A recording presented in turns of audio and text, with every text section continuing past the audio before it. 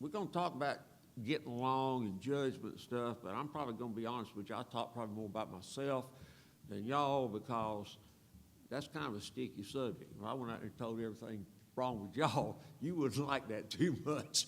So you kind of got to figure it yourself. But I can tell everything is wrong with me, and I kind of can choose what I would tell and what I wouldn't tell. So I got a little help there. And but we'll talk about this and see kind of what we think about it in today's times and what's going on around us. Now, everybody I know knows somebody that can't seem to get along with anybody. I know y'all had a few of them wind up in there. I had a bunch of them in church. And but, you know, that just comes with the territory. But when you see those people that are not getting along, the one thing they have in common, I think, is that they all are judging other people and are just complaining just because maybe they're just not content with themselves, or maybe they just kind of just were born that way. I mean, I'm trying to work with a friend of mine. I don't think that guy's ever had a good day in his life. So we've been trying to help him be more positive and this, that, and the other. But, you know, I think it's in his genes, and there's not going to be too much we can do about it. But, you know, when we start complaining, and we complain wholeheartedly to everybody and anybody, then it sort of brings us down, and it brings everybody else down, because it's just negativity that's just out there, and I don't know anything that responds too well to negativity. Jesus begins this by talking about the speck and the log in somebody's eye. You know, how can we ignore the log in our own eye, and yet we are all concerned about a piece of grit in somebody else's eye? Well, I had a piece of grit literally in my eye. I was about 6th grade or 5th grade, and I was climbing a cedar tree in the backyard, and I got one of those cedar things in my eye and scratched up my eyeball pretty good, and it got infected. Dr. Yo had me stay in the house for 2 weeks, not move, don't run, wherever, and put this stuff on my eyeball 4 times a day, which I didn't like, but it eventually got away. It went away, and I didn't lose any vision or anything, but, you know, it hurt. And so when you are thinking about the log in your eye, you need to think that just a small speck hurts. And the other things that are psychologically going on in our lives that cause us to have this log in our eye are so profoundly troubling to us that we don't feel the log. We just have a tendency to kind of ignore it and just go on our way, and whatever happens, happens. And so Jesus is trying to tell people within this context of preaching to the folks that he was dealing with in the Gospel of Matthew that, you know, there is a way to protect yourself from things, and that's by being open and honest with yourself about trying to think about your shortcomings and the things that you do that you're not satisfied with, and go and trot them out on the table, look at it, see what you can do, and do it. Not any big threat in that, because you're doing it for yourself. You ain't gonna have to embarrass yourself in front of your friends or anything, but, you know, sometimes if we realize we've been messing up, it might be good to apologize. When we feel better, sometimes we get to thinking, or good things happen to us, sometimes we get to thinking that kind of selfish way, well, you know, I deserve it. You know, I'm good. These other people, they ain't gonna never get as good as I am, because they're not as good as I am. And then we kind of go on that little track and lift ourselves up at the expense of somebody else. And that's not what Jesus wants us to do. What he's trying to get us to do is come into a sense of community by looking at all of these kind of little things and big things that keep us separated from each other. And he's challenging us to think about it and question what's going on in our own minds, so that we can, in a sense, be free enough to adopt some different attitudes and try different things in the way of peacemaking that will help us to be more in tune with those around us who are our friends, and maybe give us a greater understanding of those people that we would consider our enemies. We don't want to harm our sense of forgiveness. But we also have to recognize that the forgiveness that we give is often the forgiveness that we need. So we have to think about how we have done wrong, or when somebody has irritated us, why did it irritate us in that way? And more than likely it's because something inside of us is kind of feeling the same thing about somebody else. And so then we need to kind of go and honest up. That's, I think, the biggest problem that I've run across in 40 years of preaching, is that Christians, including preachers, they have a hard time honesting up. You just don't want to look at yourself the way Jesus would look at you. And you know, if you could ever free yourself from that and recognize that salvation is part of it is being able to look at ourselves with a clear and honest eye and see what our faults are, and not be afraid to face those faults, but also recognize that we shouldn't take our faults and press them on somebody else. And sometimes we do that because it's like goes with like. And so, you know, if you're that way, you're more more inclined to see your neighbor that way. And so you're just passing toxicity along amongst yourselves.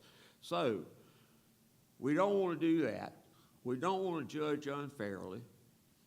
We don't want to just go along with the crowd and accept everything, though, because one part of our Christian faith is to ask for justice and to do the right thing, or do the next right thing that it comes along. And if we do that, then I don't think we're going along with others, but we're also setting some boundaries about what is acceptable for our faith and what is not acceptable, and what's not acceptable according to our faith. We don't need to apologize for that. And if we share that, not judgmentally towards somebody, but just say, you know, I don't go with that. You know, my religion or my faith says this, and, you know, I'm just not going to participate going down that particular road with you because it's the wrong road for me. If it's the wrong road for me, it's probably the wrong road for you, but, you know, you can't really say that because they probably ain't going to accept it. I mean, you just have to realize that your best chance of getting along with everybody is being able to get along with yourself and be honest about yourself and what's going on. Now, there was this lady bought this parrot. She brought the parrot home. She sat him on his perch. And after a little while, he was there, he looking around and everything, he just let out a string of cuss words that you wouldn't believe. And the old lady was so embarrassed, and she fussed at the parrot, and no good, he kept cussing. And so she called the veterinarian and told him what the parrot was doing. The vet said, well, if he does it again, stick him in the freezer. They don't like cold. So he said, all right. So anyway, the ladies' church group comes over about a day later, and the parrot's sitting up there on the perch, and he let loose a tirade that even a sailor would be embarrassed about. And the lady said, that's it, I does it. And she grabs the parrot and shoves him in the freezer and shuts the door. And the old parrot sitting in the freezer like this, you know, he's looking around and everything, and he sees this butterball turkey on a platter in there. He said, dang, what'd you say? You know, that's sometimes the way we get, you know, we get in trouble. Our words have got us in trouble. But, you know, sometimes we forget to think about, well, what did we say? What did we do to cause this? We need to stand up and look around. You know, fortunately for the parrot, it was too late. He was in the freezer. But if he look around and see that things could be a whole lot better if he changed his ways, then, you know, that would happen. And if we did that in ourselves, then we would find that we're getting along better and having a good thing and doing things. You can sometimes cause more harm trying to do good than not. And that's where it comes in, like, think about what you're saying. When I was in seminary, we had this pastoral care class, and Dr. Jasper Keith taught it, and he was telling us about a student who really didn't make it in seminary, but while he was there and all that, he had the hospital rounds and everything, and he goes around there and he meets this guy that the doctor had just told him that his child had died, passed away. And this guy, he said, well, it's time to be joyful because God has plucked another flower for his garden in the sky. And Daddy hauled off and whopped the guy upside the head and knocked him out cold. Probably not the best thing to say do, but I've probably done the same thing. I mean, that's just insensitive. And so when we start trying to think of things like, what are we going to say? How much trouble is it going to get us into? How much trouble is it going to cause in terms of hurt feelings? You know, how much trouble are we going to unfairly put on somebody else because we may be spouting about something that we're thinking about with another person, but that other person inadvertently is getting caught up in the backwash and they start feeling bad about themselves. It's kind of just good to try to always be aware and not say the wrong thing and not say things that are insensitive. And sometimes once you say something, you can't take it back. Once you throw a judgment on somebody, you can't take it back. I don't even remember what happened, but I know I was in college and I was dating this girl and I said the wrong thing. And she never spoke to me again, even though I apologized.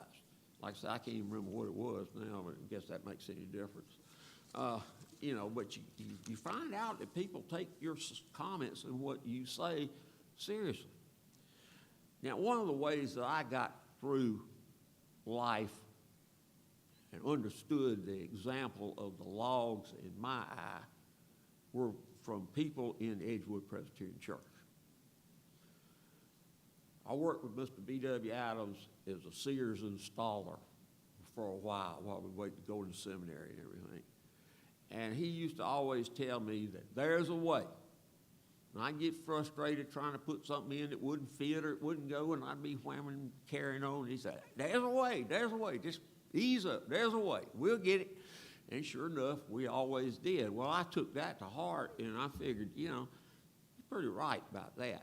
So now, when I get something that is pretty much impossible, rather than start judging it and say this is impossible or anything like that, I just say, well, there's a way. We're going to fix this somehow. You know, it might not be the best way, but, you know, I'm a big favor of, heck, we'll caulk it. You don't want to hear carpenters say that if he's working on your house, but yeah, caulking solves a lot of problems. Then we had Mr. Robert Fouché. He was the cantankerous old guy who was the mechanic and the go-to guy. And Mr. Hutchins got me cutting the grass at Edgewood Church when I was like 15 or whatnot. And Mr. Fouché would always had to repair the lawnmower when I messed it up. And so he got me repairing the lawnmower. And, you know, and so I'd get something done and I couldn't figure out how to put it back together. And he'd always say, look, somebody dumber than you probably put it together the first time, so figure it out. And so I said, well, you know, that's a pretty good thing. So, you know, I kind of then don't look at somebody as being incompetent. I just look at them now and say, well, you need to look at it closer and figure it out. You know, I'm trying to fix a CD player right now, and I've been watching that thing work off and on for about 3 days. And I'm figuring out little things. It gets it a little better, but it's still not right yet. But there's going to be a way. And there was somebody probably dumber than me that put the thing together, so I guess I can figure that out. Mr. Hutchins, while he had me cutting the grass, he sort of instilled in me is that if you want to get paid, you don't sit around and fuss. You just work. Sometimes working will involve ourselves in tasks and stuff that we ain't got time to sit around and criticize other people. We just got to get there and do the job. And you always kind of keep the job or the goal ahead of you. And if you do that, then you're moving forward. And then, and I'll be honest with you. I mean, I'm a recovering alcoholic. And a lot of preachers wouldn't say that. A lot of people wouldn't say it either. They like that anonymity. But I figured I never cared who saw me going to the liquor store, so I might as well tell somebody I'm sober now.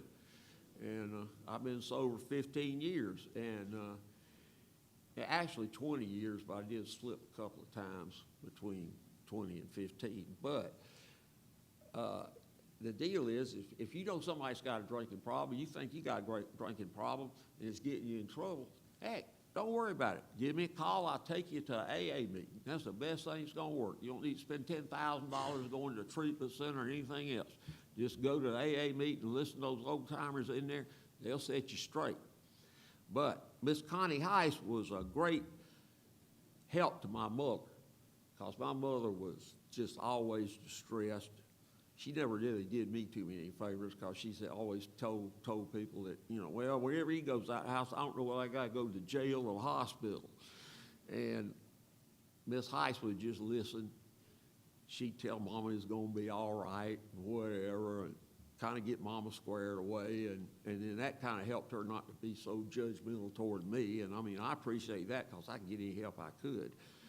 Then, like the last time I was drinking, I got popped for a DUI, and I had to do community service. And I talked to the community service person, and I told her about Murray Shaver, and Murray Shaver had agreed to let me do my community service for her. So the lady called her up, Murray Shaver explained it to her, and she said, oh yeah, he can come to work for you. And she did. I did. It was better than picking up trash along the highway with one of them orange suits, but it was tough. She held my feet to the fire on that. But that helped. I was able to see the things I was doing wrong, and able to see how much trouble that I was getting myself into, because it was my fault. So when you think about judging others and everything, the best place to start is judging yourself. Think about it. What are you doing that's causing all these people to get sideways? And then I had to, after I got sober and everything, I sort of had to make some amends to the Presbyterian. Mr. Fred Hope, he came down there and stood with me and told everybody that, I was who I was, but I was sober and I didn't mean any harm and whatever. So he got me back in the good graces of the Presbyterian. I never did anything particularly wild when I was drinking, but I guess it was some people, because a buddy of mine, he bought an old World War II ambulance, and we restored the thing. And it'd be midnight or whatever, and I'd be over at his brother's house. We'd be sitting there drinking. He'd come by with the ambulance. We'd jump on the ambulance and go tearing through town with the siren going and everything else. And just wild stuff. And, but like I say, I got myself straightened out. Mr. Fred and all of these that I've mentioned have helped me out a lot. And, I keep trying to impress on my daughter and other people that have children, get them involved with church, because kids sometimes will listen to other people without listening to their parents. And, if they're in church, they're not going to really get any bad advice. Now you can get some wild preachers, but they usually don't stay around too long. But, most of the time, people that are in church, they try to go by the Bible. They're aware of their own struggles, and they're willing to share with pretty much anybody, especially, somebody like me. And that saved my neck.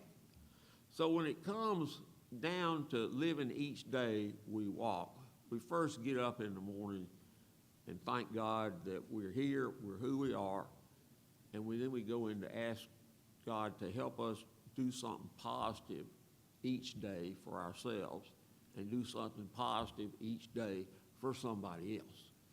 And so when we start off trying to be positive, when we start off trying to lift up, we won't be inclined to say these really cutting kind of comments that hurt people and that kind of thing. Instead, we're saying, I'm putting my best foot forward to try to lift this person up. And what happens is when we lift up somebody else, we get lifted up too.